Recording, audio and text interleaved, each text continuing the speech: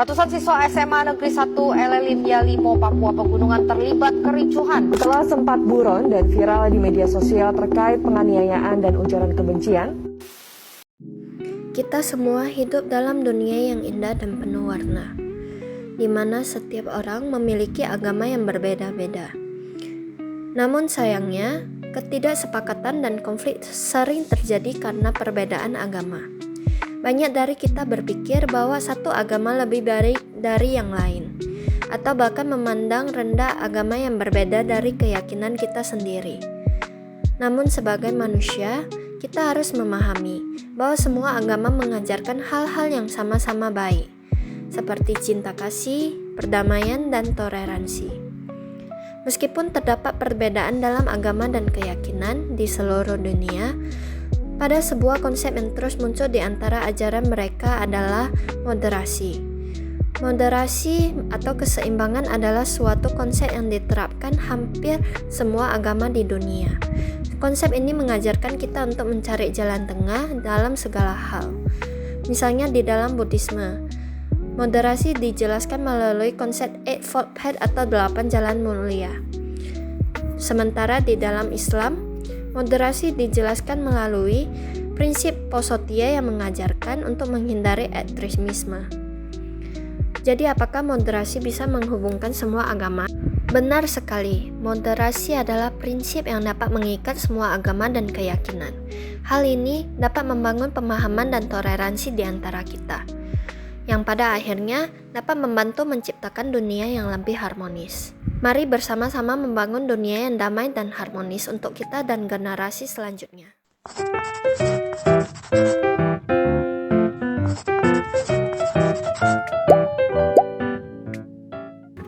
Nah, kalau menurut pandangan pribadi saya, kerukunan di Indonesia ini sebenarnya sudah sangat baik dan juga patut disyukuri. Nah, di kehidupan nyata sehari-hari, kita itu terbiasa hidup berdampingan secara damai. Makanya kalau bisa dinilai, saya kasih angka di 85.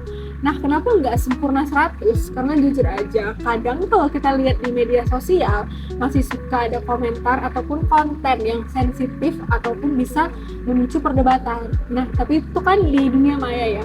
Kalau di dunia nyata yang saya lihat dalam interaksi langsung antar tetangga ataupun misalnya teman, kita sebagai umat Islam dan juga agama lain umumnya sangat kompak dan juga saling menghargai. Kerukunan umat beragama di Indonesia berada pada tingkat yang cukup baik, dan saya memberi nilai sekitar 88 dari 100. Saya masih melihat banyak masyarakat yang mampu hidup berdampingan dengan damai, meskipun memiliki keyakinan yang berbeda-beda. Memang masih ada beberapa konflik, tetapi menurut saya hal itu lebih disebabkan oleh kurangnya saling memahami daripada karena ajaran agamanya.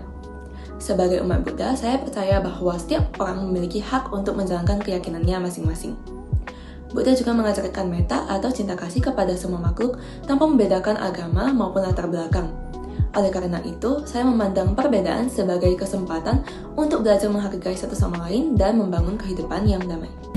Kerukunan umat beragama di Indonesia sudah cukup baik, dan saya memberi nilai sekitar 87 dari 100. Di Indonesia memiliki keberagaman suku, budaya, dan agama yang sangat besar. Justru di tengah keberagaman itulah kita belajar hidup berdampingan sebagai umat Katolik. Saya percaya bahwa setiap manusia diciptakan menurut gambar dan rupa Allah. Karena itu, di setiap orang memiliki martabat yang sama dan layak dihormati. Apapun agamanya, menurut saya, kerukunan bukan berarti semua orang memiliki keyakinan yang sama, tetapi mampu menghargai perbedaan tanpa kehilangan identitas masing-masing.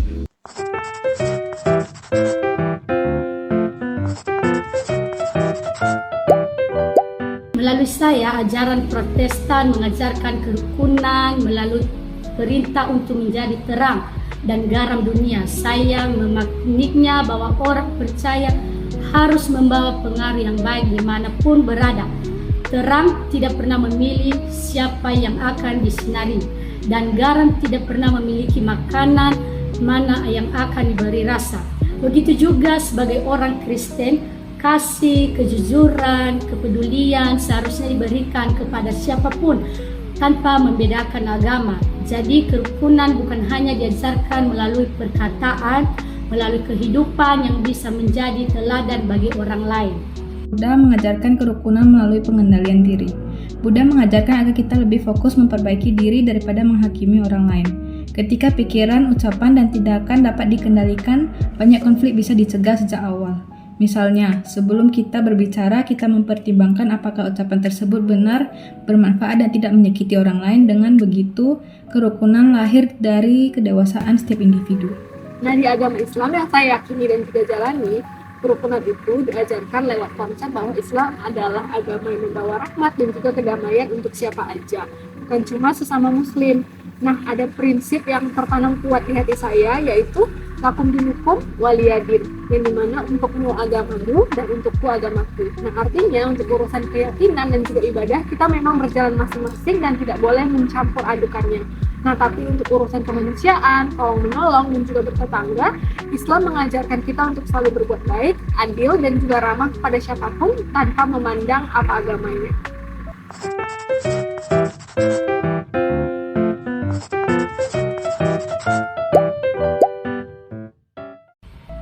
Menurut saya, kehidupan beragama yang harmonis dimulai ketika lebih memilih menjadi bagian solusi daripada menambah masalah. Misalnya, muncul perbedaan pendapat di lingkungan, kampus atau masyarakat. Ketika kita tidak langsung ikut menyebarkan informasi yang belum tentu benar atau memperkeruh keadaan. Sebaiknya, kita berusaha mencari fakta, mendengar semua pihak, dan menjaga komunikasi tetap baik. Menurut saya, sikap seperti ini jauh lebih bermanfaat daripada menenangkan perdebatan, tetapi merusak hubungan. Kehidupan beragama yang harmonis tidak dibangun ketika hanya berbicara tentang toleransi, tapi kita memiliki tujuan yang sama untuk berbuat baik. Contohnya, masyarakat dari berbagai agama dapat bekerjasama dalam kegiatan sosial, seperti membantu korban bencana, membersihkan lingkungan, atau menggalang dana bagi warga yang membutuhkan. Saat semua orang memiliki tujuan yang sama untuk menolong sesama, perbedaan agama menjadi hal yang tidak lagi dipersoalkan. Dalam ajaran Katolik, hal ini dikenal sebagai bonum communis, yaitu mengutamakan kebaikan bersama. Bagi saya, kerukunan akan semakin kuat ketika masyarakat lebih sering dipersatukan oleh aksi nyata daripada oleh perdebatan tentang perbedaan. Menurut saya, kehidupan beragama yang harmonis dimulai dari tindakan sederhana dalam kehidupan sehari-hari. Misalnya, menghargai teman yang sedang berpuasa, membantu menjaga ketertiban saat tetangga merayakan hari besar keagamaan, atau memberi kesempatan kepada rekan yang berbeda agama untuk beribadah tanpa dipersulit. Hal seperti ini mungkin terlihat kecil, tetapi mampu menumbuhkan rasa saling percaya. Dalam ajaran agama Buddha terdapat nilai karuna atau belas asih, yaitu peduli terhadap kebahagiaan dan kenyamanan orang lain. Karena itu, saya percaya kerukunan dibangun dari kebiasaan baik yang dilakukan secara tulus dan konsisten.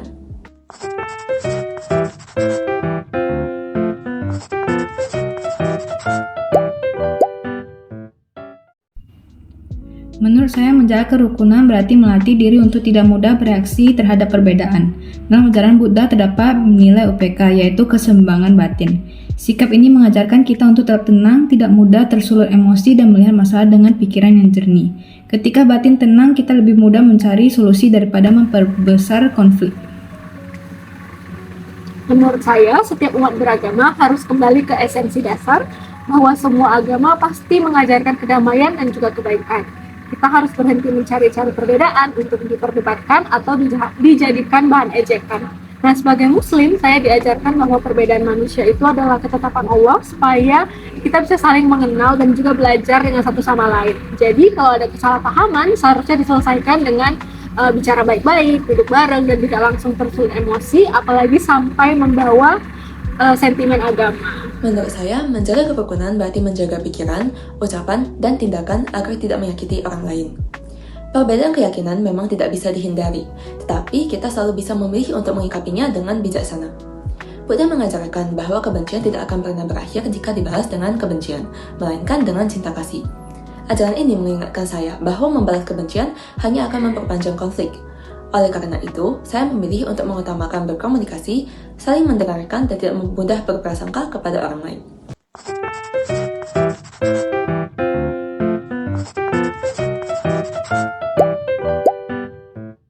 Pemerintah memiliki tanggung jawab yang melindungi kebebasan setiap warga dalam menjalankan agamanya, menegakkan hukum secara adil tanpa memandang agama tertentu.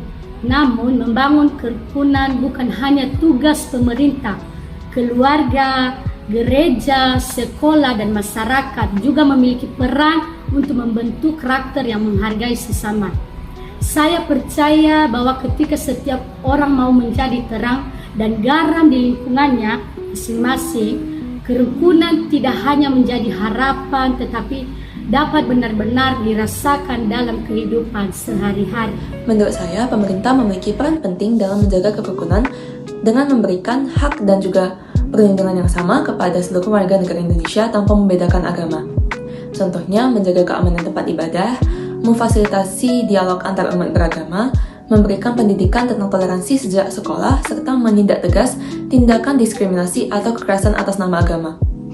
Namun, saya percaya kerukunan tidak bisa dijaga hanya melalui aturan. Kerukunan akan terwujud apabila masyarakat juga memiliki kesadaran untuk saling menghargai.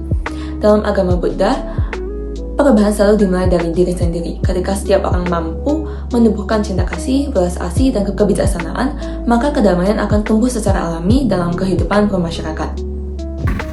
Nah, harapan saya kepada pemerintah adalah mereka bisa menjadi pengayom yang adil dan juga tegas untuk seluruh warganya. Pemerintah wajib memastikan bahwa setiap orang dari agama apapun merasa aman dan juga punya hak yang sama untuk beribadah.